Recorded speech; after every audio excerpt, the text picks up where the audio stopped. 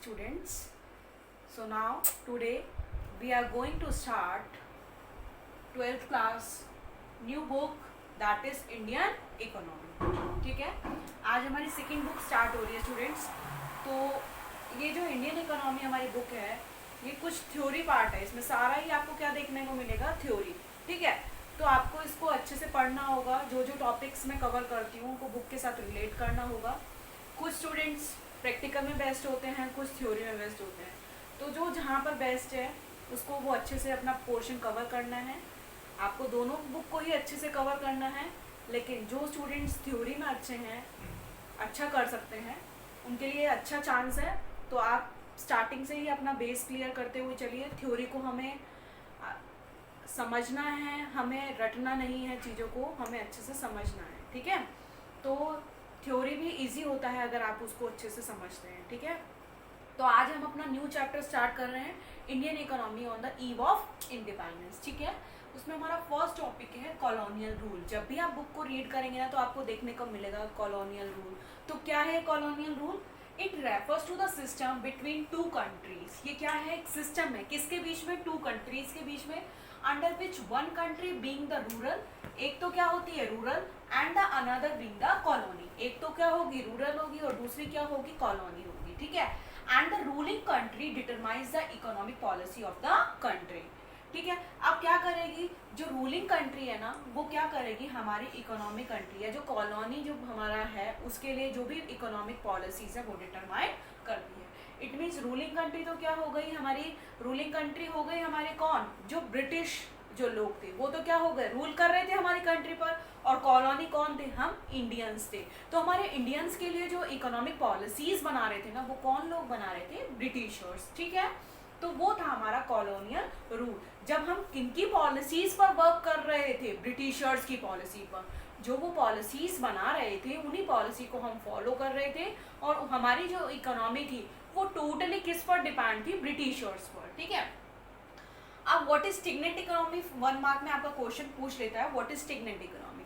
तो स्टेग्नेंट इकोनॉमी वो होती है जो इकोनॉमिक जो डेवलपमेंट है जिसका पूरी तरीके से क्या हो चुका है, मीन्स जो जिसका इकोनॉमिक डेवलपमेंट नहीं हो पा रहा है या रुक गया है, जिसकी इकोनॉमिक ग्रोथ रेट क्या हो गई है, ज़ीरो हो गई है, या जिसका जीडीपी इंक्रीज नहीं हो पा रहा, जो हमारी ग्रॉस डोमेस्टिक प्रोडक्टिव एक्टिविटीज़ थी वो नहीं हो पा रही, इकोनॉमिक एक्टिविटीज़ नहीं हो पा रही. ठीक है, तो वो कौन सी इकोनॉमी होगी, हमारी स्टेग्नेंट इकोनॉमी. तो क्या है, it refers to the economy which stuck for very slow at its part of development. जिसका जो डेवलपमेंट है वो या तो रुक चुका है या बहुत ही कम हो गया है जिसका डेवलपमेंट, वो कैसी इकोनॉमी होगी, आपकी स्टेग्नेंट इकोनॉमी.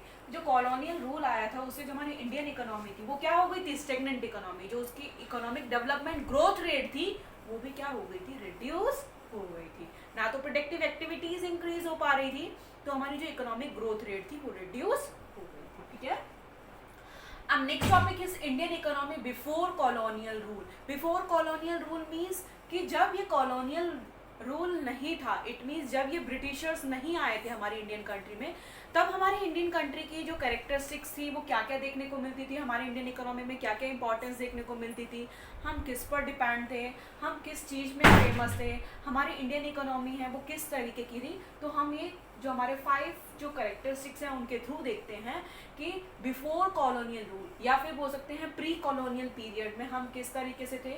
जब ये कॉलोनियल नहीं आए थे, जब ये ब्रिटिशर्स नहीं आए थे, उससे पहले हमारी इंडियन इकोनॉमिक कंडीशन किस तरीके की थी. तो फर्स्ट पॉइंट देखते हैं, agriculture was the main source of employment and living. जो एग्रीकल्चर था उस समय में हम टोटली किस पर डिपेंड थे, जो हमारी इंडियन इकोनॉमी थी वो टोटली किस पर डिपेंड थी, एग्रीकल्चरिंग पर. हमारा जो मेन ऑक्यूपेशन था वो क्या था, प्राइम एक्टिविटीज. इट मीन्स हम प्राइमरी एक्टिविटीज़ पर ज़्यादा फोकस करते थे. उस समय हमारा इंडस्ट्रियल और सर्विस सेक्टर था वो डेवलप नहीं हो पाया था. तो हमारा जो मेन सोर्स ऑफ एम्प्लॉयमेंट था ना वो क्या था, हमारा एग्रीकल्चरिंग.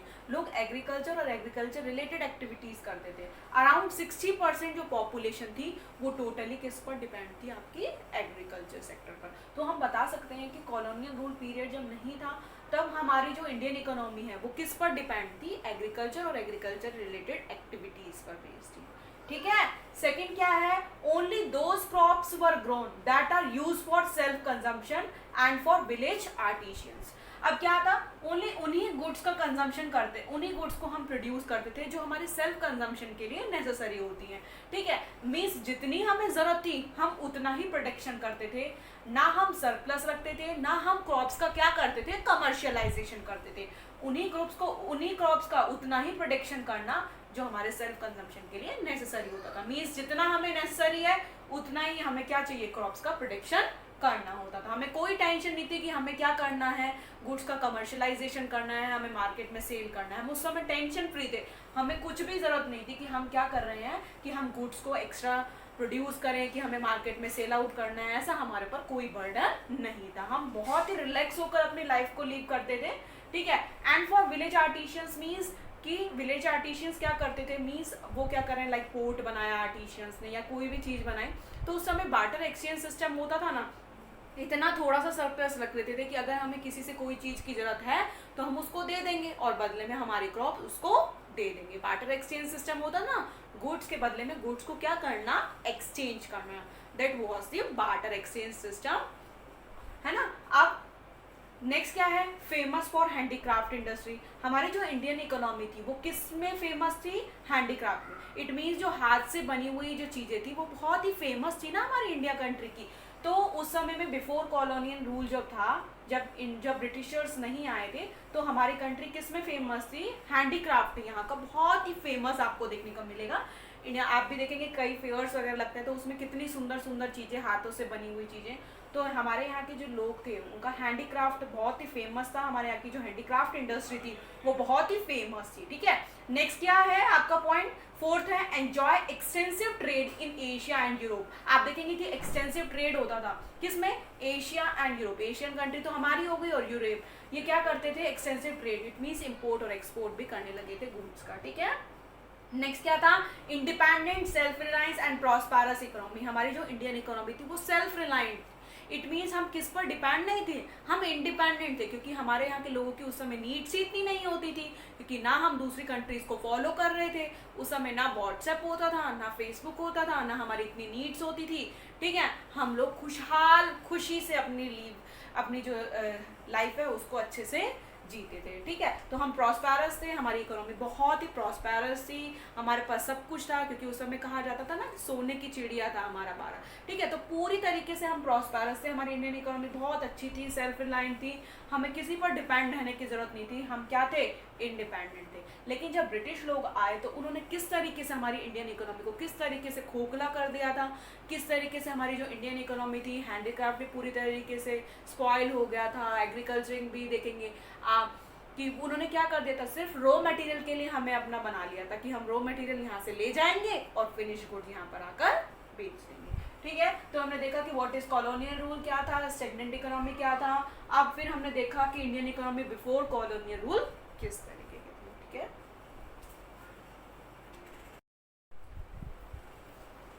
Now we see agriculture sector. Agriculture sector देख रहे हैं at the eve of independence, कि जब हमें इंडिपेंडेंस मिली थी तब हमारा एग्रीकल्चर सेक्टर किस तरीके का था, क्या क्या कैरेक्टरिस्टिक्स देखने को मिलती थी एग्रीकल्चर सेक्टर में, ठीक है। Eight the eve of independence, it means जब हमें इंडिपेंडेंस मिली थी, ठीक है। फर्स्ट क्या है, लैंड टेन्योर सिस्टम। अब क्या था ये लैंड टेन्योर सिस्टम, पहले इसका हम मीनिंग देख लेते हैं, फिर उसके बाद अपनी लैंग्वेज में बात करेंगे। Under this system ownership right of the land was transferred from farmer to zamindar. आप देखेंगे कि लैंड टेन्योर सिस्टम क्या था कि इसमें जो लैंड की ऑनरशिप थी वो ट्रांसफर कर दी थी किससे, फार्मर से जमींदार को। द जमींदार was the nominal head of the land. जो जमींदार लोग थे वही क्या थे, लैंड के क्या थे, हेड थे, ठीक है। Who collects the revenue from farmer. अब आप देखेंगे लगान, लगान आपने एक मूवी का नेम भी सुना होगा, ठीक है। फिर जो जमींदार लोग थे वो क्या करते थे, रेवेन्यू कलेक्ट करते थे, इट मीन्स टैक्स वगैरह जो लगाया जाता था ना वो फार्मर से क्या करते थे, फार्मर एज अ क्या कर रहे थे वहाँ पर कि मीन्स हम वहाँ पर एज ए मतलब जैसे होता है ना किराएदार लोग रहने आते हैं और फिर वो चले जाते हैं, ऐसे जो फार्मर थे उस लैंड पर सिर्फ ऐसे वर्क करते थे और जो प्रोडक्शन होता था उस प्रोडक्शन पर उनको क्या देना पड़ता था, जो भी वो वर्क कर रहे हैं उन पर उनको क्या करना पड़ता था, जमींदार लोगों को टैक्स देना पड़ता था। अब वो टैक्स क्या करते थे, वो लगान वो फिक्स कर देते थे, चाहे फार्मर का प्रोडक्शन हो या ना हो, लेकिन उनको टैक्स देना ही होता था। अब टैक्स तो दे देते थे, हम भी टैक्स देते हैं आज अपनी हम, लेकिन वो क्या होता है, क्राइटेरिया होता है कि अगर हम उस इनकम लेवल के अंदर आ रहे हैं तो ही हमें टैक्स देना होगा, और टैक्स देते हैं तो जो हमारी गवर्नमेंट है वो हमारे इकोनॉमी के डेवलपमेंट के लिए वर्क भी करती है, like roads, dams, schools, hospitals ये बनवाती है ना। तो उस समय एग्रीकल्चर सेक्टर के लिए डेवलपमेंट के लिए कुछ किया ही नहीं जा रहा था। जो ब्रिटिश गवर्नमेंट थी वो लगान तो ले लेती थी, जमींदार लोग थे वो रेवेन्यू टैक्स तो ले लेते थे, लेकिन एग्रीकल्चर सेक्टर के डेवलपमेंट के लिए कुछ भी वर्क नहीं कर रहे थे। ठीक है, तो फार्मर के लिए फिक्स कर दिया कि 5000, ये तो मैं आपको एग्जांपल बता रही हूँ कि इतना तो आपको क्या करना होगा, टैक्स देना ही होगा, चाहे आपका प्रोडक्शन हो या ना हो, लेकिन फार्मर को इतने rupees tax as a tax zamindar लोगों को देना ही पड़ता था। अब भाई ये तो परेशानी थी ना, लैंड टेन्योर सिस्टम में जमींदार लोग ही क्या हो गए, लैंड के हेड हो गए।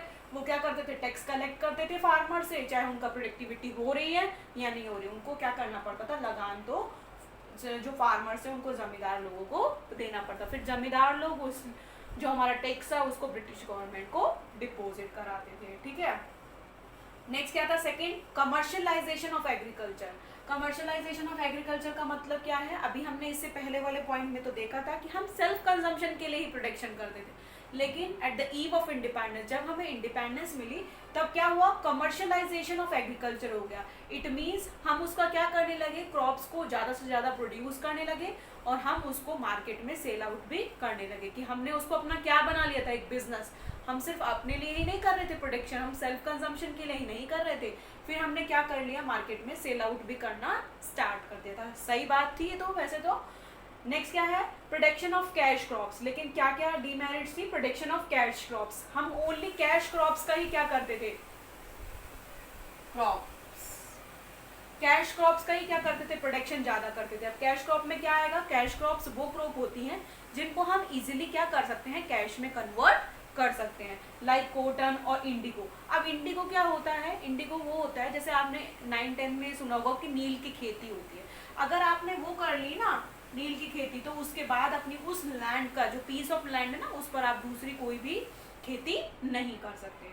ठीक है, तो आप सिर्फ उसी का ही प्रोडक्शन कर सकोगे, कैश क्रॉप्स का। ठीक है, farmers were given high prices for cash crops, और ये भी एक पॉइंट था कि जो ब्रिटिश लोग थे ना वो फार्मर्स को हाई प्राइस देते थे, किसके लिए, कैश क्रॉप के लिए। अब उस समय फार्मर्स के पास मनी तो होती नहीं थी, पैसे की कमी थी, तो उनको लगता था ठीक है अब हमको इसी के लिए ही पैसे ज़्यादा दे रहे हैं ब्रिटिश लोग, तो क्यों ना हम कैश क्रॉप्स का ही प्रोडक्शन करें।